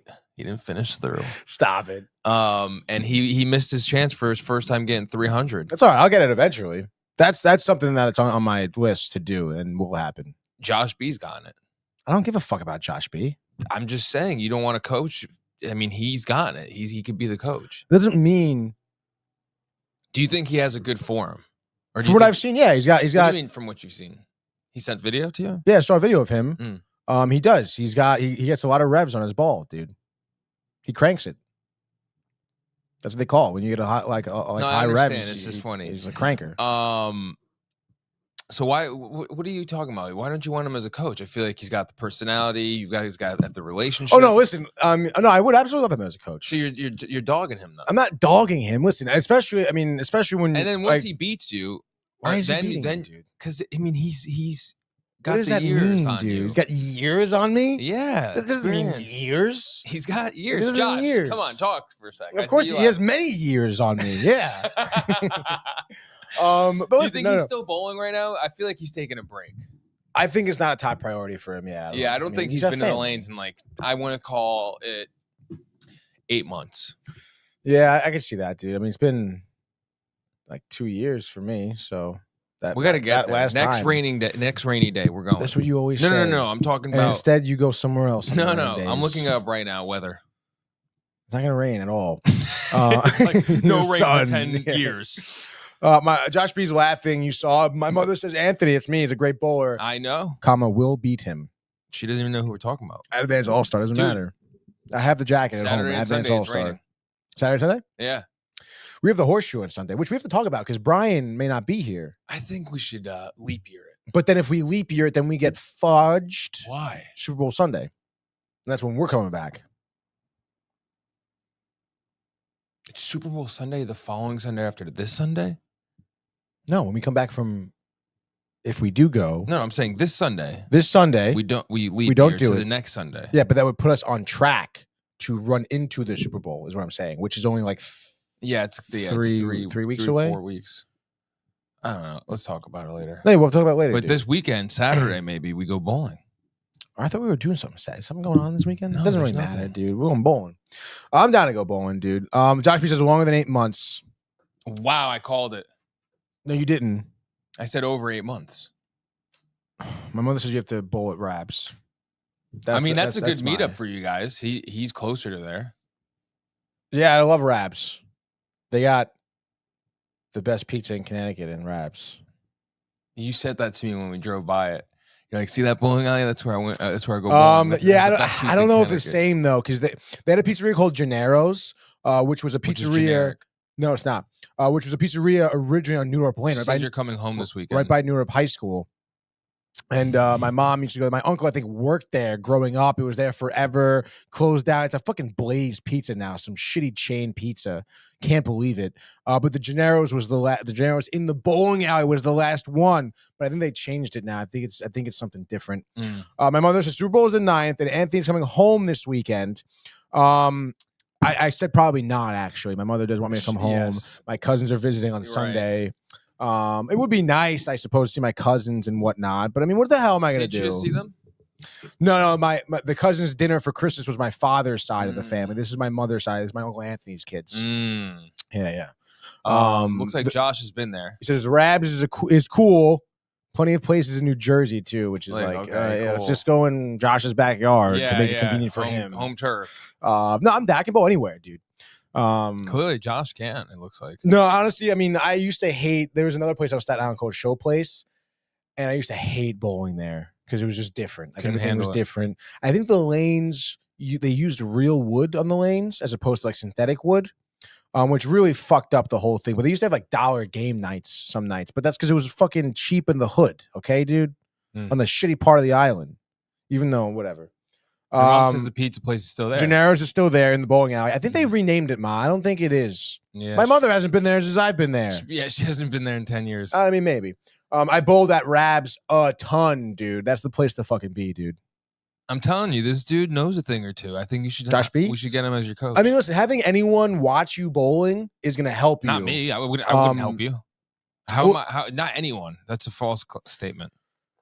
Because you can't just have anyone. You have to have someone that's a bowler. Someone understands. Yes. Yes. Because like I could be like, but oh, again, if dude. you say, it looks like your arm is like weird, and I can be like, oh, interesting, and then you can watch it. It's like your arm. Again, if I tell you what to look for, you can figure it out. But again, it's just like in golf. It's like when you're golfing, you're not watching. You can't realize or recognize what's wrong with your form when you're doing. You need someone else to watch. Your mom says you don't need a coach. I mean, he said he did. I've had a couple coaches throughout my career. My mother obviously thinks highly of me. Obviously. Listen, I can get by, but at some point, you wouldn't go pro though, solo. Every professional has a coach, right? Exactly. It's Christmas again. What is this? It's Christmas again. Well, because these are the cousins we didn't see for the holiday. You Italians. So like they're exchanging gifts now. Obviously, my mom has gifts for my cousins. She hasn't seen them since Christmas, so they're exchanging gifts. And you know what they're ordering for dinner? Chinese. A fucking, excuse my French, but a lot of Chinese food. Like it's like the whole countertop filled. Literally, like when they with everyone, they come in with boxes. It's 2 big boxes of Chinese food. We got that treatment one time. Yeah, I think maybe we did. I remember. But it's wild, dude. And it's like doubles of everything because there's just so many people and everyone loves everything. It's just literally like doubles of everything. My mouth's watering. So is Josh mine saying now, Tony dude. telling the truth. I always tell the truth. I don't lie. But we'll see what Back to the happens, Rangers, I guess, dude. Yeah, we have to get back on track here. I don't have a lot of fucking time today, all right, dude? Rangers game tonight. I'm super worried about this game, dude. If I'm looking at this game as a non-biased, non-fan here, looking at some stats here. Obviously, the records speak for themselves here. But you want to look at their last 10 games. The Avs got started to one of the worst starts of the season that I've seen. Boy, I'm really fucking jacked up to go bowling right now. I'm not gonna lie, dude. That's what I do. Yeah, you jack me up and then you don't take me there. We're going Saturday. Nice, dude. Nice. I gotta wait. It's gonna get your juices even more jacked. My mother last night made tomahawk pork chops for dinner. My dad sent me a photo. I didn't answer. I forgot to answer them. But it was covered in breadcrumbs and it looks so good with mashed potatoes. It looked like scalloped potatoes, the cheese, and broccoli. It was really good. Maybe salad. I don't know. But the Rangers here, the Avalanche, I was saying, worst start to the year. Goaltenders, Georgiev, their start didn't work out. Anunen, also, their backup did not work out. They go out, they get Blackwood, they get Wedgwood. I think it's Blackwood, I think, is in the room, the bulk of the starts here, I think. He has. Mackenzie Blackwood, and he's been killing it, dude. He's been having some great stats. Obviously, the defense in front of them has been great for the Avs, and the offense has been unbelievable, dude. Looking like the old Avalanche. They really are, dude. They're top 4 in the league in terms of shots on goal. And right now, they're 6th in the league in scoring as well, which is crazy, dude. And they're moving up in the ranks. Again, their record 26-17-1. At one point, they were under 500, Michael, and now they're 9 games above it. And a huge part of that is obviously Nathan McKinnon leading the league in points with 68. Mikko Rantanen would be the guy to stop tonight. He has 12 points in 10 games, 6 goals, 6 assists. They're red hot offensively. They're red hot in between the pipes. In their last 10 games, I don't know what they are. Doesn't really matter, but they're hot right now. And they average 3.3 goals a game. So that's the number to beat here. You need to rely a lot on goaltending because the Rangers defense has not been great. I know it's been better recently, but they give up a lot of shots on goal. They're going to need, I want to say Georgiev. They're going to need Shesterkin to bail a lot of their defense out. They need their defense to step up mightily, dude. So it's going to be a tough trip here for the Rangers, no doubt, to Colorado. The late night, the mountains, the atmosphere, the altitude, the Filipino possibly not be starting. Apparently, it's non-concussion related. He's going to talk about it later. May not be starting tonight. I don't think we have official word yet. But nonetheless, it's going to be tough, dude. It is going to be tough. No doubt about it for the Rangers. If I had to guess, again, if I'm a non-biased fan, I don't think they get 3 in a row, dude, here. I think the Avs are that team right now that's super hot. Yes, the Rangers heating up, but it will take a miracle. If I had to say, it'll be defense, it'll be Shesterkin, it'll be shutout. Like, that's how they're going to have to win. And they're not going to probably score a lot either. So it's going to be like a 2-0, 1-0 win, I would imagine. And you got to look to one guy to score. And I would look to a veteran like Trocheck or Panarin with the one goal. Maybe there's like a second period goal by Trocheck and then an empty netter in the end. They win 2-0. But I think that's going to be the formula to win. I really cannot see, even though the Rangers themselves, surprisingly, are top 10 with shots on goal around the league, I can't see them finding many ways past Wedgwood. I suppose, again, they've also seen Wedgwood a lot, when he played for the Devils, and they've beaten him, no doubt. But, right now he's playing really good hockey. So, it's really hard to say. If they can get to Wedgwood, if they know his tendencies, maybe they can get to him, dude. But it's certainly going to be really tough. Well, I'm predicting a win. Okay. Just so you know. All right, good. No, me too. That's what I said. You said you don't really believe in it, though. What did I just say, though? As a fan, I'm thinking Eagles going to have to shut out. A lot of good defense, minimal scoring. 2-0, 1-0 victory. As a professional, you don't. If I was like at NHL Network on the desk, NHL Tonight, this is me, NHL Now in the morning, whatever, dude, on the fly,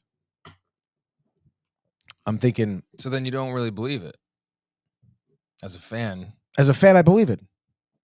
But like a non-biased sportscaster. So then you really don't believe it, though. No. I do. I am a fan. I believe it. If I was a non-biased sportscaster, I would be going Avalanche. But that's not me. I am a fan. No, but there's a part of you that believes that. Believes what? Avalanche. That they're going to win? Yeah. No, I'm a fan of me. Avalanche. The fan of me. Avalanche. The fan of me. The fan of me. Me as an NHL Network guy, Rangers. Me as a fan, Rangers. But you're not an NHL Network guy. You're never going to be an NHL Network guy. I don't want to. Not with that prediction. You don't want to. I would never want to. I would. It'd be a fun time, dude. Let's get to the comment. Calavision says, hello. He's got the cool 3D glasses. What's up, Calavision? No, that's not 3D glasses. It's the Calavision glasses, obviously. It looked like 3D glasses. It looked like 3D glasses. Like when you go to the movies or when you were a kid or something. When you were a kid. I wasn't into 3D glass, whatever. In any case, what's going to happen? We know Mike, whatever he has. I got to cue up the music here. We know the frenzy. I got to say, I'm going to lose my fucking voice after today, dude. And the Dolphins. The Dolphins. All right, let's do it, Josh B. Let's go, baby. A big 2 for Tuesday, dude. We're going Tony Solo frenzy for the NHL. My golly, ladies and gentlemen, we go to the wide for this because I gotta fit all these fucking games in the frame. 3, 6, 9, 12, 13 games. Lucky number 13, ladies and gentlemen. It started off 7 p.m. National Hockey League. Unfortunately, we're going to the fucking TD Garden, that piece of shithole. Boston, Massachusetts, the Bruins taking on the Lightning here. Boston plus 110. A tight dog. Plus 115, actually, it says now. Over, under is 5.5. I feel like I'm fucking screaming, dude. The Lightning, Michael. 23-15-3. Another team that kind of started off kind of a little wonky. Just like the Bruins, honestly, who are 2 games above 500 as well. But Jeremy Swayman may be finding himself definitely a lackluster season here on the NHL for him. The Lightning beat them 4-1 earlier in this month. And honestly, since then, the Bruins beat the Florida Panthers in OT, but are still losers of 4 in a row. There's ascension in the ranks. Okay, you get the Boston faithful radio shows talking mad shit about guys in the locker room. Is it true? Is it not? I don't know. But what is true, let me fucking tell you right now, Josh B. The Lightning are defeating the Bruins in TD Garden. Bruins, unlike them, 12-7-3 at home. Not great. The Lightning, Vasilevsky, off to a solid year. Obviously, 2 shutouts. 18-12, not great record, but 233 goals against, 915 save percentage, light years ahead of Jeremy Swayman this year. And Nikita Kucherov up there in terms of points around the league, 62, probably top 3 right there. Braden Point up there, 25 goals, dude. We know about Hedman, who's been day-to-day. Looks like he's returning today, but he's probably been paying. ESPN knows nothing, dude. Give me the Lightning here, edging out the Bruins. I'll say it'll be close. Kucherov coming off a 2-goal game against Pittsburgh, which is a pretty good win for them. I say the Lightning win this one. I'll say 4-3. Keep it a tight. Lightning in the over, Josh B. Next game, let's go from Boston to Toronto, dude. Let's keep going north here to Nova Scotia. Ontario, I guess. I don't know. Toronto here, Canada. They're minus 110 on the money line. Over-under is 5.5. Obviously expecting a lower scoring game. Joseph Wall, we have his card. Jake Ottinger having solid years, no doubt. The Stars just snapped a 4-game win streak with a loss to Ottawa, surprisingly. 3-2, and they continue their road trip, obviously, here in Toronto. Speaking of road trip and Toronto, they are on back-to-back losses. Just got shut out by Vancouver, which is pretty surprising, especially with their offensive prowess, and Vancouver's, well, just lack thereof. Toronto, though, as I said, beat the Stars 5-3 last game out. I'm going to go with Dallas here. Toronto has the firepower. They obviously have a good record. They're okay record here at home, 17-8, which is pretty solid, actually. Better than the Dallas Stars, 11-9 record. But something tells me, gosh damn it. We got William Nylander's card yesterday. I'll go with Toronto on the bounce back. Joseph Wall as well. The Toronto package. Let's go with Mitch Marner to getting his 60th point with an assist tonight. And I say William Nylander, Nets 2, Toronto 3, Stars 1. So give me Toronto and the under there for game 2. Next game, let's go to Detroit. Detroit have the longest winning streak in the NHL, currently at 7. They're playing Georgiev and the Sharks, dude. Detroit here at home, minus 210, over-under is 5.5. Sharks actually edged out the Red Wings last time at home in OT, 5-4. Lots of scoring there. The Sharks, though, on that 3-game losing streak. I mentioned the Red Wings winning 7 in a row, looking to make it 8 here. I think they do. Alex DeBrincat, Lucas Raymond, and then Dylan Larkin, usual suspect. I know Mikhail Granlund, Celebrini as well in the Sharks. Georgiev not having that good year, though. But you know what, Michael? We're talking about Georgiev. We're talking about Rousset. We're talking about Bulgaria. We're talking about the Sharks here. We're talking about them snapping the 7-game win streak the Detroit Red Wings are on right now. Unfortunately, Georgiev, I'll give it to him, dude. The first shutout of his season.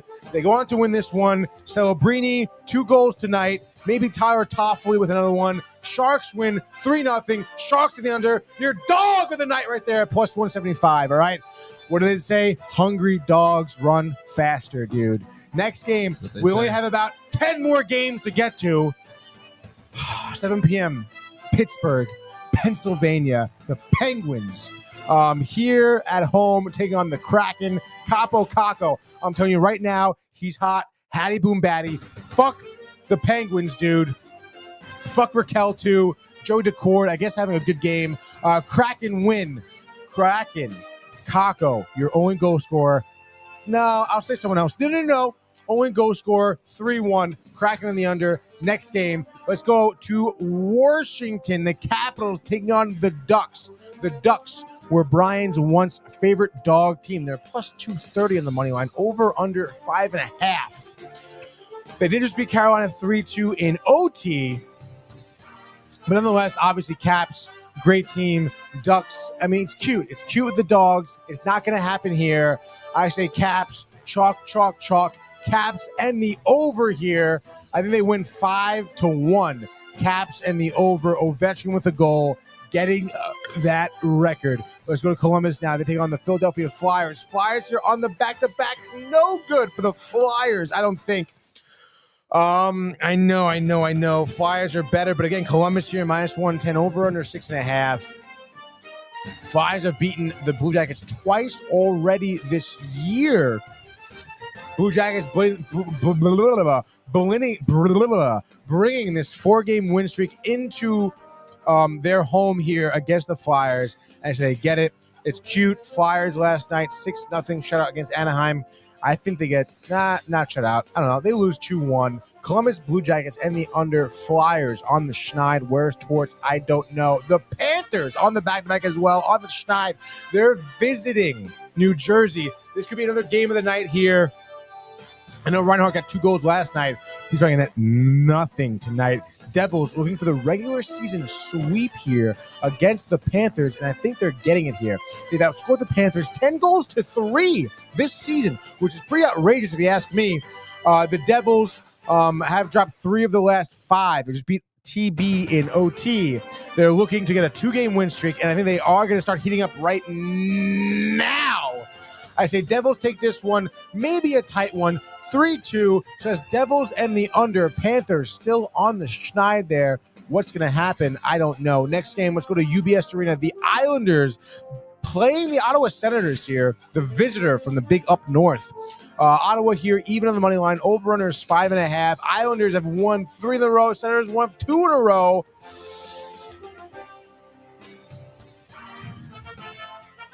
Give me the Islanders, I say, turning a new leaf here. Why not? New York, let's keep it going here. Sorokin looking good. You are breaking someone of the mold, okay? You're not blowing it. You beat Vegas 4-0, big shutout. You're beating Boston 5-4 in OT. You're not blowing it late in the game in OT. And you beat Utah 2-1, taking care of business in regulation. As they take care of business in regulation again here against Ottawa, I will say by the same score, 2-1. Anders Lee gets his 20th goal of the season. Bo Horvat on the power play, 2 points, a goal and assist. Islanders win 4-2. It's Islanders and the over. Let's keep it moving here. Let's go to St. Louis, baby. The spirit of St. Louis has nothing to do with the town of St. Louis. Fucking Vinny Boombots watching the Blues here tonight. -165. The over-under is 5.5 here. The Blues have beat Calgary 4-3 in OT. Calgary on the back-to-back just beat LA 2-1. That is their downfall. Give me the Blues. Give me Jordan Kyrou having a lackluster season. Robert Thomas having a lackluster season. Pavel Buchnevich having a lackluster season. St. Louis Blues having a lackluster season. But they bounce back here tonight. Give me the Blues. And I'd say Binnington, who's having a lackluster season. But 3 shutouts is not that bad. 4th tonight. Blues win 2-0. Blues and the under. Let's see what else we have going on here. I've lost my motherfucking spot. Motherfucker. We went from St. Louis, and now we go to Nashville as the Predators are taking on the Golden Knights, dude. Las Vegas here, Michael. They're -105. Sorry, -115. The over-under is 5.5, dude. Predators, back-to-back losses. Golden Knights, we know, just beat Minnesota 2 days ago. And then did lose to Rangers before that. Predators, I just don't see it, dude. They're 13-22-7. They're way under 500. It's the Golden Knights. I don't care. Jonathan Marchessault should have never left Vegas. They pummel the Predators, Michael. I'll say 4-0. Why not? Shut out Golden Knights and the under. Let's go now. We're moving to 8 p.m. as we've been already. We'll go to Winnipeg here. Later on, more towards the West Coast, more north. Canada, the Jets take on the Canucks. This is interesting because the Jets have shown some inaccuracies, some disadvantages, downsides, some downsides to their roster. But by golly, by gosh, the Vancouver Canucks have not had a great season, but nonetheless, locker room turmoil, big contract players, JT Miller, Elias Pettersson don't like each other. What the hell, dude? They're going to be moved. Locker room in trouble. Quinn Hughes trying to salvage it. Thatcher Demko injured. Canucks down the drain goes their season. Winnipeg, I don't care. I think it's a landslide. I'm going to say 5-2. Winnipeg and the over. Vancouver looking pretty ugly. 2 games left. I can't believe it. Yes, I said 2. And yes, I have 3. Doesn't matter. 9 p.m., the game of the night, people. It's Colorado. It's the Avalanche. Take on the New York Rangers. Rangers looking to make it 3 in a row here on the road. They're plus 140. They're the dogs, baby. Take their value. Over, under 6.5. I know it's a little bit of a long shot if you look at the way the Rangers are playing and compared to the way the Avalanche have been playing recently. They're way better. They found their goaltender. They're hitting their stride. Best players in the league. For the Rangers, I'm saying right now, I'm a fan. I know. It doesn't matter. Give me Igor Shesterkin. Okay, dude, I'm telling you, the shutout tonight. It'll be his 2nd of the year. They're going to need it if they want to win. There's going to be low scoring here for the Rangers. I know it. I'm telling you right now, Vinny T, the lone goal scorer, middle of the 3rd period, okay? 1-0, even in the empty netter, the defense, they can't do it. Doesn't matter, dude. Vinny T, lone goal scorer. Rangers win 1-0. They make it 3 in a row. Colorado stays home crying. Next game, last game, late game, 9 p.m. We're going to go to Utah, dude. Salt Lake City, baby. The Delta Center as the UHC takes on actually the youngest team in the league with the Montreal Canadiens. And if you want to think about this story, pretty crazy. Marty St. Louis, coaching Pee-wee hockey for his son, Michael, gets called up to the big leagues, struggles, finds himself right now. Canadiens looking good. The youth, Sam in between the pipes. I know they're 2018-4, but there's a lot of hype and future here for the Montreal Canadiens, a historic organization. And I think you're going to see a dominant victory against the hockey club, a team who's also super young, but struggling to find their identity.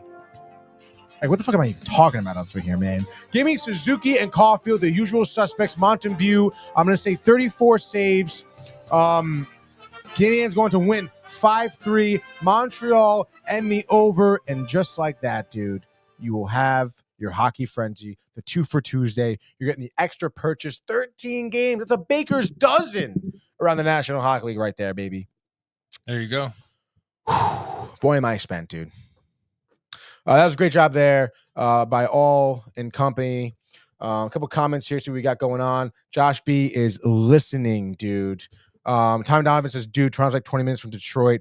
Nova Scotia is closer to Greenland, LOL. Nova Scotia is like way East Coast Canada, I think. Toronto's 20 minutes from Detroit. Yeah, that makes sense, I guess. I don't even know what I was saying. I don't know, dude. Why did I say that there was Nova Scotia? Nova Scotia. No, dude. In any case, we have a little bit of a surprise, I guess. I mean, not really a surprise, I guess, but, you know, we're doing it, dude. We're going to go to the world. Nah, I'm just kidding, dude. We know the world of the upper deckies, baby.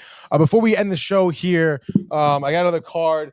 And it's funny because, you know, you're for the cards, what? I'm just watching. I got another pack here. And it's funny because, you know, for the cards, obviously, you're hyped up because, let's see what's going on here. Bang, dude. Oh, fuck. Bang, dude. And for the cards, you know, you're hyped because it's 12 cards in one pack. But what they give us, like 5 packs, which is fine, I guess. But it's like, Oh, you didn't know that? Only 2 packs left. Yeah. 4 packs. So this is it now. No Connor McDavid yet. Not until today. Love the smell of cards, dude. You Like love the fresher smell of a lot of cards. things. Yeah, dude, baby. But let's open it up here. Let's get the music back up, actually. I guess this is fine music. Let's go, baby. Let's see what we got going on here. Big pack pull. Okay. I'm seeing already a few guys that I kind of like.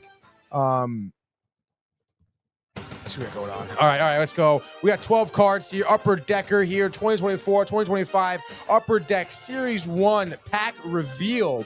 All right, and first off, we have a guy we were just talking, or a team we were just talking about. One of the 10 seasons around the NHL he has, which is pretty wild. 10 NHL seasons, which is really wild. For this guy who's playing out of North Vancouver, born in 93 here, 6'1", 200 pounds. He's a right-hander defenseman. Colton Sissons, dude. So having a pretty cool card there. Actually, I'm going to change. Stand by.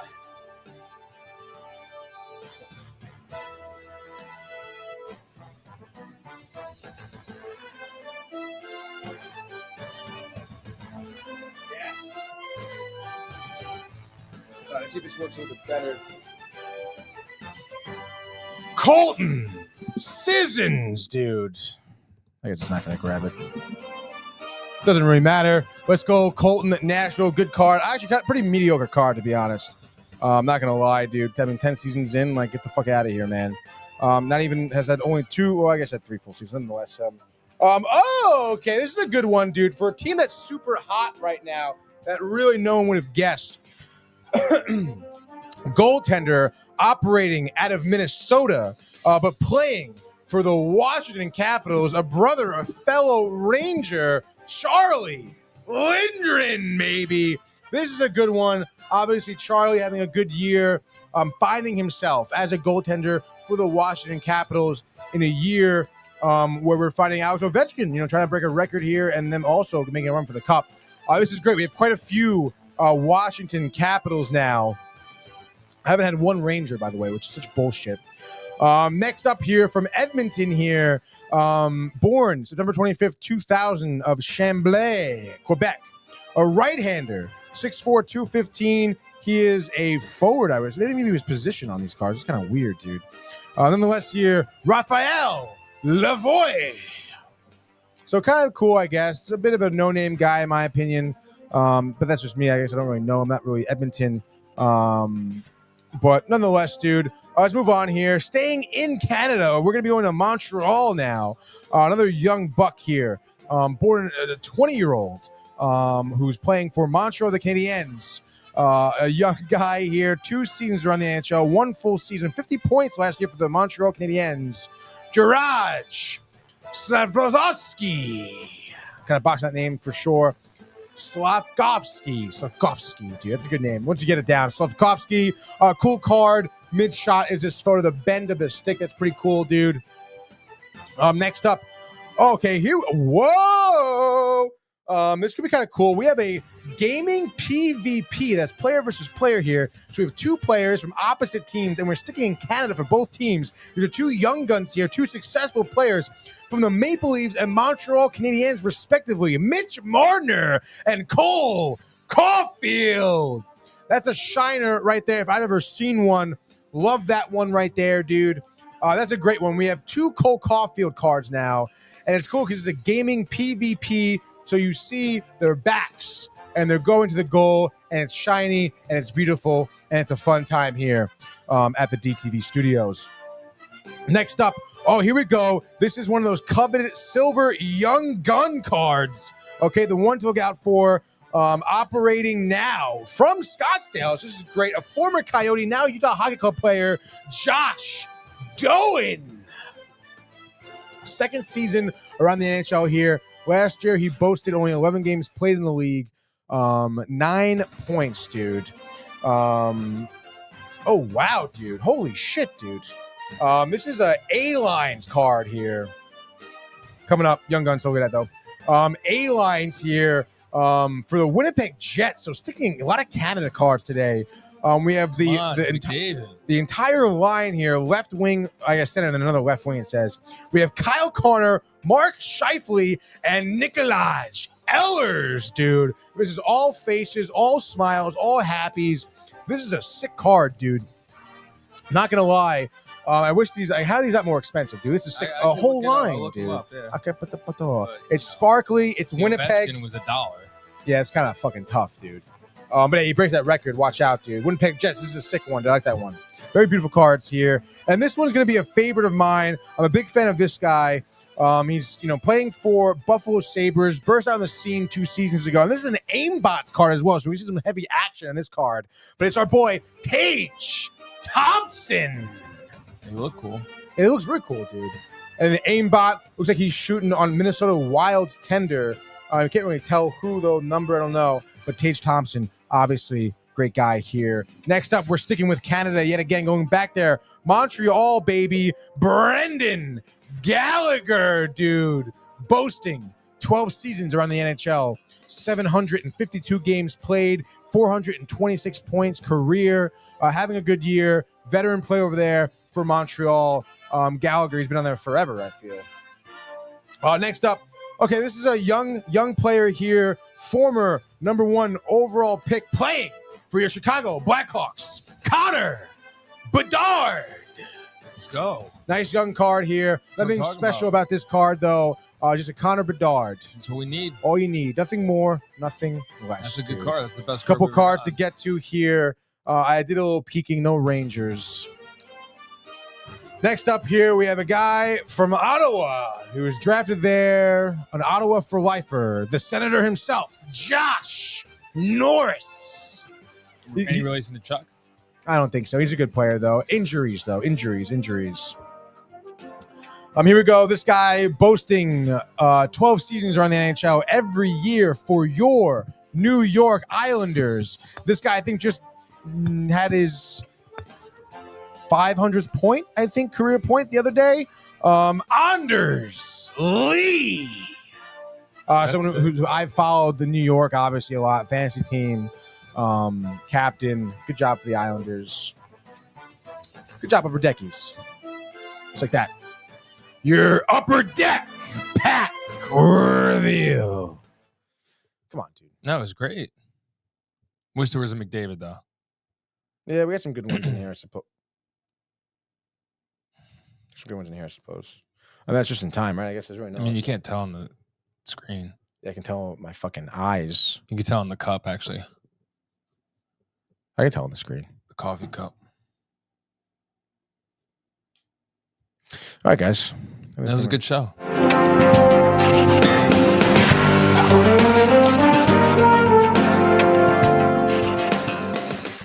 Oh, yeah, what are you? Yeah, okay. Yeah. Goal! Scores! He scores! All right, I want to thank everyone here for tuning in, I guess. All right, I mean, I think I guess. everyone did a good job, I suppose, right? You don't. I mean, I'm glad everybody tuned in. No, I'm I glad don't people do. guess. I'm glad people did. I mean, as long as I'm certain as long as they're just genuine and authentic. they are. I hope so. Why are you saying they're not? No, I'm just. If you could guess one person in the comments who wasn't being authentic. If I had to guess Yeah. one person, Yeah. I don't know. I got to see the comments again. I can say one. Brian Barnaby is not authentic. Yeah, he wasn't. I don't think he was really dialed in. No. I Yeah, mean, he's on I'd the go beach, with him dude. too. He's on vacation. I don't blame him. You're on vacation. Like, why would you're not dialed Maybe in. Joey also. Joey Greenwood? Yeah. Either what's up, guys? I mean, as I say, he's tuning in, I suppose. Yeah, Probably said something like your shot is something like wrong with it or something. he's pumped for Red Dead Redemption. He didn't tell me that. He's jacked. I could just tell. I mean, it's a good game to play. I mean, I can't wait to play it. me too. And we're gonna do The Last of Us, I think, soon as well, because new season April. Yeah, after we beat Red Dead. Yes, and then I guess a little crib notes here. No show tomorrow or Thursday. See, look, Josh B Um, even said it. You guess? That's what I'm saying, dude. What are you talking about? I guess what? You guess? You're excited? You thanks for everybody tuning in? I said that like 3 minutes ago, Josh. Like, what are you doing? He's working, baby. He's not even working. He's guessing. He's corporate now. He's working. No, he's corporate. Corporate? Takes time for him to respond. You got to look over That's your what happens shoulder. in corporate. Everything's just fucking slow. Got to look over your shoulder. Nothing gets done, dude. Don't get me started about corporate, dude. Fucking Don't get Josh started. Josh is part of the problem. Like Soon that? he won't be. No. No, yeah, I do want to thank everyone for tuning in, and I hope everyone does still tune in later on this evening for Binge Buddies. Yes. 8 Big p.m. Is it? Yeah, huge. What are you talking A lot about? of stuff going on. Is there actually? Oh, All right, good, because I mean we got to put some, put some stuff out there. But yeah, like I said, no show tomorrow or Thursday. We have shoots tomorrow at exactly 10 a.m. So there's no shows tomorrow. No sports tomorrow, which is tough because I was looking forward to another pack poll. But sorry, I guess we'll save it for Friday. I mean, that makes sense. Why does that make sense? One left, 2 Friday. days off. Friday. But Gaming Corner tomorrow night, Binge Buddies tonight. Thanks everyone for tuning in. Don't forget to like, comment, subscribe, all those things. Downtime out there. YouTube channel. If you haven't watched last night episode of Down the Rabbit Hole, check it out. It's on our YouTube channel. We had a great interview with Vinny Bag of Donuts. What? It's blowing up. Matt DeBuono. No. Matt DeBuono. Yeah, Vincent Chase. Vincent Chase, baby. Vincent Scott. Vinny Boombats. He said, call him Vinny. Call him Vinny. I called him Vincent. Vincent. Well, now you can tell the lights off. Great episode. A little insight on XRP, meme coins, what to do, what not to do, how to do it. All right, let's go. Dude, toss us out. I got no lights on me. All right, guys. Thanks. And we will see you Mañana on Friday. Hey guys, Tony here from Downtime TV checking in. I want to thank all our fans out there who's been liking, subscribing, sharing our content. You guys are the best. You guys are our bloodline. You make us love what we do. Thanks again.